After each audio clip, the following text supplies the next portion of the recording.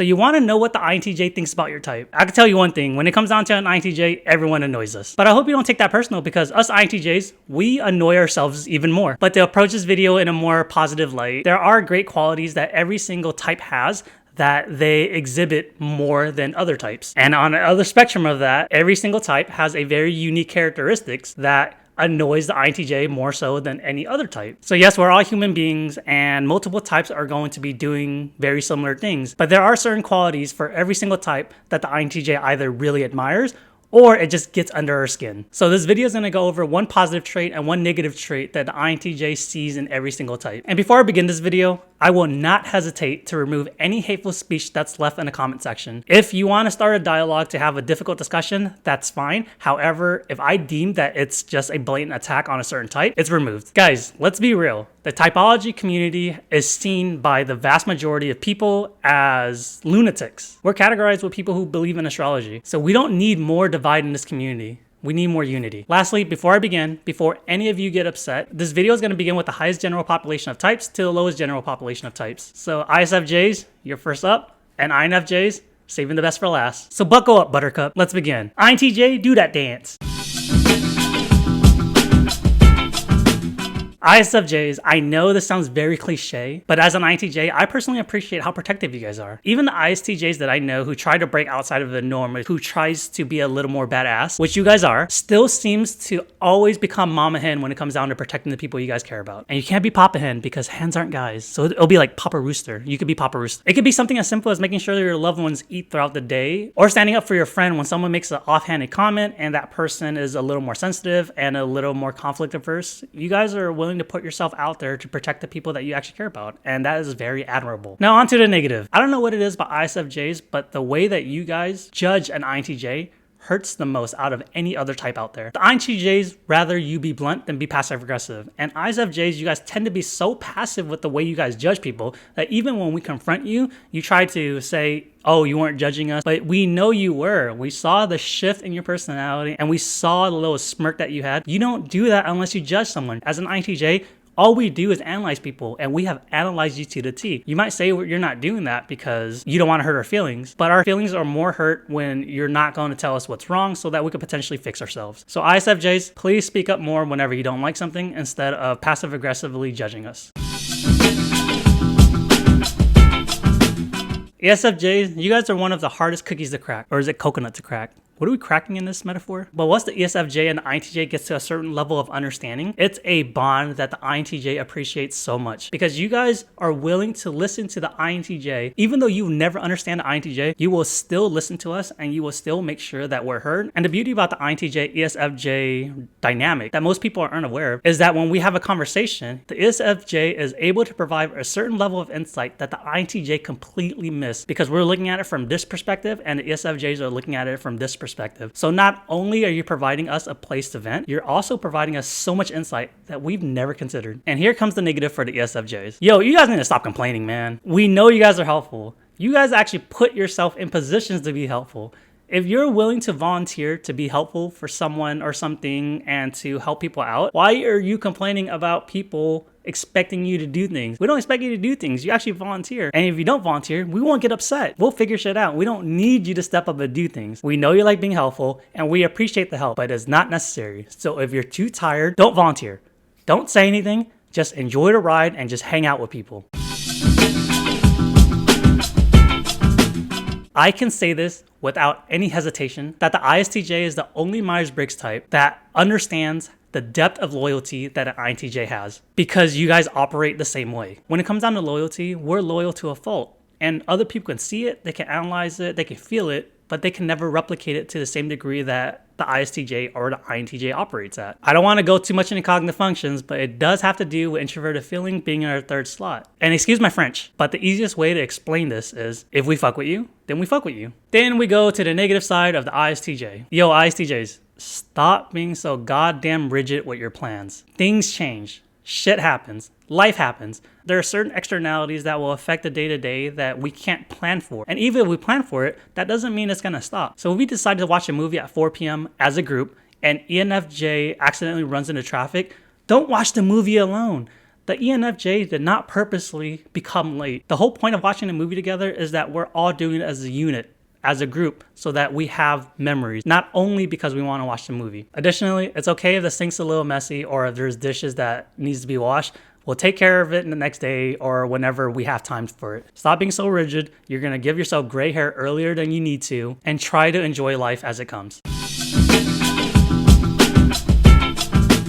There is an aura around an ISFP whenever you talk about something that you're passionate about. That is something that the INTJ sees very clearly, and we actually enjoy having those discussions with you. We learn so much about things that we're not even sure of, because you have to understand when it comes down to INTJ, regardless of what it is, we have to understand the theory around it. Whether it's art, whether it's acclimating to society, whether it's teaching, it doesn't matter. INTJs need blueprints that have been studied, and we need to understand how things operate. But that's not the case with the ISFPs. For some reason, and I know it has to do with a lot of practice, but you guys are able to pull a masterpiece out of your ass as if it's the most normal thing out there. And when I say masterpiece, it doesn't specifically mean art. It means anything that you're passionate about. For some reason, you're able to just feel something and it's right. For an INTJ, using art as an example, we need to understand the theories. We need to understand how much negative space is too much. We need to understand color contrast. We need to understand all that stuff. And for you guys, it just comes natural.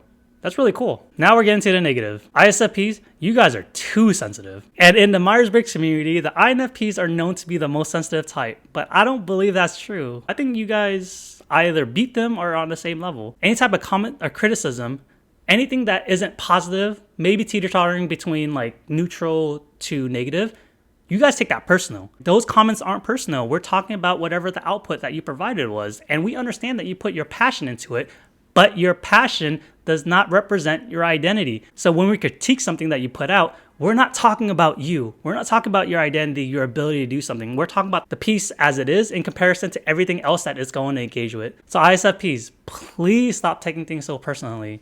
We're not trying to attack you. INTJs love confidence, competence, and efficiency. So I'm going to say this for every INTJ in the world, for all you ESTJs. You guys give mommy and daddy vibes, and we love it. I've consistently seen the superpower of ESTJ. And the superpower for ESTJ is when you guys rally people. You guys are so good at the no nonsense, hey, we need to do something, let's all get together because we need to get it done. It could be something potentially dangerous, like making sure everyone leaves the club at the exact same time so that no one gets left behind. Or something as simple as making sure that everyone's paying attention so we can all learn the rules of the board game together. And the reason why I bring up the board game is because you know there's going to be a bunch of type out there that says, let's just learn along the way, or let's just wing it. You know it doesn't work that way. So I appreciate the way that you guys are able to rally everyone to make sure that we all work towards the same objective. But with every positive, here comes the negative. ESTJs, I don't understand why you guys think it's okay to shame someone. Whether it's doing it in a one-on-one situation or doing it publicly, it's not okay to make someone feel like shit for being who they are or wanting to do things a certain way. Shaming people might get you the outcome that you want, but it also makes us want to engage with you a lot less. It leads to resentment, and sometimes people feel bullied, especially people who are more conflict averse. Honestly, every time I see an ESTJ do this, my question to them is always, why do you think it's okay?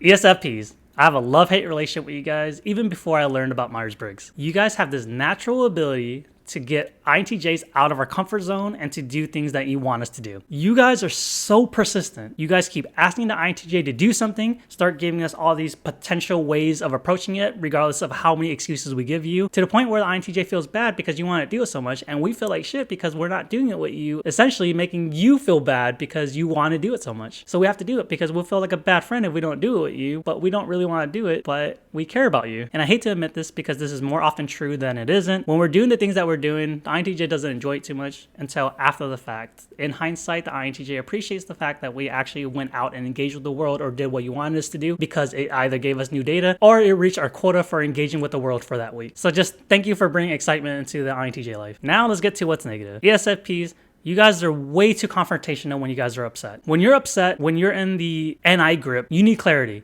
As an INTJ, trust me when I say we understand that more than most types out there. However, the way that your brain operates when you're in the NI grip is that you guys start focusing on all the potential negative that can happen and ignoring all the potential positive outcomes that can happen. And that's not the right way to use NI. So when you're at your worst, you're using the part of your brain that the INTJ uses when we're at our best. So let us guide you. We're not attacking you. We're just trying to help because sometimes you are negatively affecting the people around us and you are negatively affecting yourself.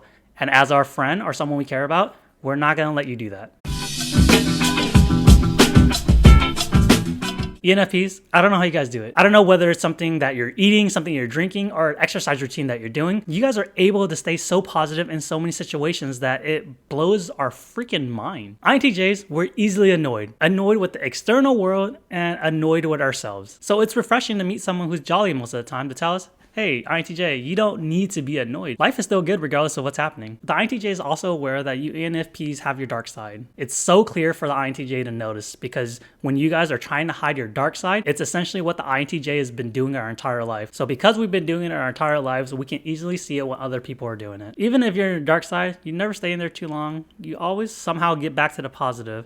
And when I say too long, it might be long for you, but in comparison to INTJs, no, it's so quick. Now ENFPs, let's get to the negative. When you ENFPs feel like the INTJs aren't reciprocating the amount of love that you're providing us, it affects everything about you. We feel the change. We feel the dynamic shift. Not only is that you slowly respond to us, but you're also going to be short and you're going to be passive aggressive, hinting to the INTJ that something is wrong, but without blatantly telling us. And that's not how INTJs operate because it's going to go over our head. Then for some reason, ENFPs tend to come to this conclusion that you're naturally emo and that you're potentially an INFP or that you turn into an INFP. First, that's not how this works. And second, you have to understand that people show love in our own way. And I'm going to be completely frank because you guys need to hear this. The way that you ENFPs show the way that you love someone sometimes is very exhausting and overbearing. Don't take this the wrong way. Sometimes we just need a pause.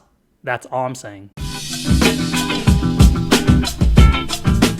ISTPs, I feel the most chill when I'm around you guys. I don't feel like I need to act a certain way around you, and I also don't feel like I need to fill in the silence. We can just exist together. I appreciate how calm you are, and as an INTJ, I know how intelligent you are. ISTPs don't really show your intelligence unless you're talking to someone that asks you the right questions about something that you're intelligent about. So most people just think you're this cool person without much depth, but you guys are very freaking intelligent. The ISTPs in my life, they're always down to go on INTJ adventures, and I don't have to worry about them. Now let's go to the negative. ISTPs, it is not okay when you refuse to explain yourself when something negative happens and you caused it. If your action negatively affects someone that you care about or someone that INTJ cares about, that person deserves an apology and an explanation. You can't just ignore it and expect us to forgive you. Yes, it's going to be very uncomfortable for you and it's something that you're not used to, but guess what? It's uncomfortable for everyone that's involved. You guys are already so good at causing conflict, you might as well be just as good at conflict resolution.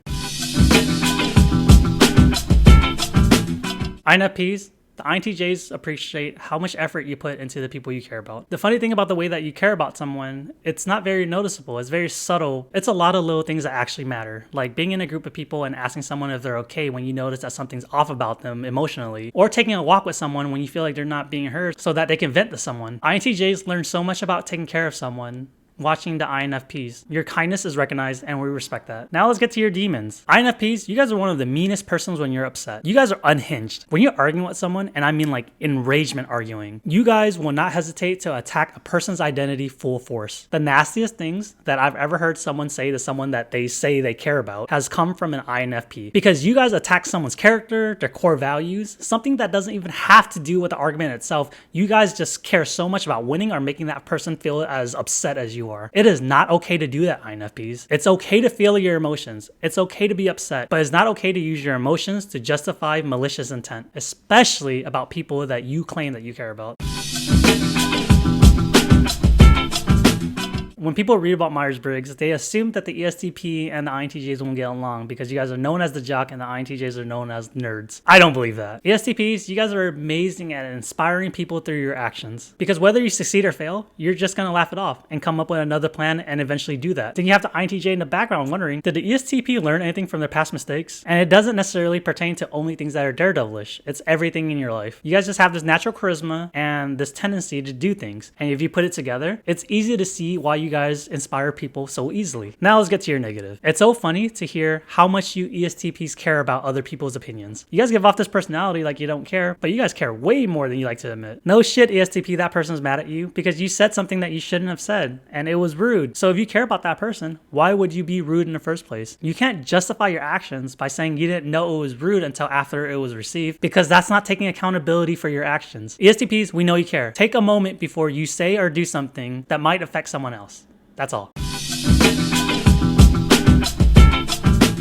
INTPs and INTJs, we're both nerds. and we accept that. The INTJ could talk to the INTP about almost anything, and we know that feelings aren't going to be involved, and there's a vast depth of knowledge from each person. When we have a discussion, we're going to learn, or we're gonna have a battle of wits and it's gonna be fun. And I think a dynamic between the INTJ/INTP conversation that most people are unaware of is that when we have those type of discussions, INTPs teach INTJs how to look at whatever we're discussing from an extroverted feeling lens. And at the same time, the INTJ is teaching the INTP how to look at it from an introverted feeling lens, how they actually feel about it. Now let's get to the negative. INTPs, it annoys us whenever you don't take action, and we take that personal. INTJs hate to see wasted potential, and we want to be inspired by the people that we're around. We are already inspired by the way your brain thinks. We want to be just as inspired by what you accomplish throughout your life. And I'm not talking about the things that you're already doing, because we're already happy that you're engaging with the world in something that you're already doing. What I'm talking about are the things that we discuss 101 at 3 a.m. in the morning about things that engages your introverted feeling, things that you actually personally care about that doesn't have to do with what other people are telling you to do. We want to see you succeed,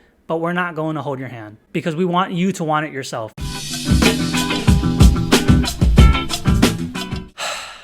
ENTPs, man, the shit that you guys be putting in our heads. It's fun to talk to ENTPs because I feel like we have this natural agreement without even saying it, that we're gonna tear information up. It's fun for an INTJ to see where your mind gets to or the type of solutions that you come up with. Most of the time, your solutions are far from being the most optimized solutions, but it's a solution nonetheless. Let's get to your negative, ENTP. ENTPs, I don't know how you guys did it, but you guys actually beat the INTPs, INFPs, and ENFPs for being the most talkative type for an INTJ. You guys talk way too damn much and way too damn often. Sometimes, even if we tell you, hey, I want some silence, or let's not talk anymore about this, you continue, or you bring up another topic. I understand that your brain is marching a mile a minute, but INTJs need silence sometimes. Please just give us silence. It's very exhausting when you guys are nonstop. ENFJs, you guys are the best example of what it means to lead with introverted intuition and better everyone around you. I'm never short of amazed whenever I see an ENFJ engage with people that you've never met before, but use introverted intuition to engage with them and then become best friends almost immediately. Not only that, you're also being a little therapeutic because you ask about what their issues are and you slyly give them recommendations on how to make things better. And as an INTJ, whenever I do that, people hate me. People think I'm being confrontational. But not for ENFJs, you guys are just so good at it. It's tremendously inspiring to see you guys in action, and I believe that is your superpower amongst any other type out there. But now let's get to your negative. ENFJs, you guys are hindered by your need for validation. Don't think that we don't see it. INTJs see it very clearly. You guys don't openly express that you want validation, but you guys slyly use NI to put yourself in positions where after you accomplish something or after you do something, the resulting outcome is usually someone giving you a compliment, giving you a thank you or something. But when you don't get it, we also notice the tics that you do when you're upset. Like, where is my thank you? But it's usually not that outrageous. You guys are super intelligent people and everyone loves you guys. As an INTJ, I don't understand your need for validation. INTJs. The easiest way that I can explain how it feels whenever I meet another INTJ is that our spidey sense is tingling. It's so noticeable talking to an INTJ. It might not be the most pleasant conversation, but it's the most noticeable conversation, especially when we're having conversations and someone else is involved. The way that you engage that person by asking them certain questions that I would ask, the way that you lead the conversations, the way that I would lead a conversation, the way that you stop someone from explaining something because you need clarity on some other part of the conversation that I need as well. I've said this before in so many of my videos and I'm going to say this again. INTJs, you guys are so intelligent and I love to see you guys accomplish whatever you guys are working on. Now, let's talk about our demons. Yo, we're extremely arrogant. We know that. If you don't know that, this is me telling you, you're arrogant. You're so arrogant that you didn't even know that you're arrogant. There are certain times when I'm around INTJ that we get into this kerfuffle because we refuse to step down in an argument based off of all the information I've gathered. This makes sense, but you've gathered all this information from your sources, which I'm not privy to, so I'm going to think my sources are more correct than yours, but in actuality, we both might be right or we both might be wrong, but we're so arrogant to the point where we refuse to accept that we're wrong. And I think the worst part about meeting another INTJ, especially an unhealthy INTJ, is that we see our demons so clearly in that person. And when we see them act on that demon, it hurts us. We know that we're doing it or have done the exact same action. And it sucks because we want to be better than that. ENTJs, you guys are the leaders that INTJs can trust to make the most logical decisions towards the most optimal direction. The beauty about our relationship is that we usually vibe very well because we are looking at things almost identically. But you guys are willing to take charge and make things happen, whereas the INTJs, we'd rather just sit back and just enjoy the ride. So it's refreshing to have someone take the lead that we trust, where we don't have to be like, all right, let me take over because we're doing something wrong. And something that's not talked about a lot in the Myers-Briggs community about ENTJs is that you guys are goofy as hell. It's fun to be around you guys. You guys are serious, but you guys are also very childish. And I love that because you're working and you're having fun.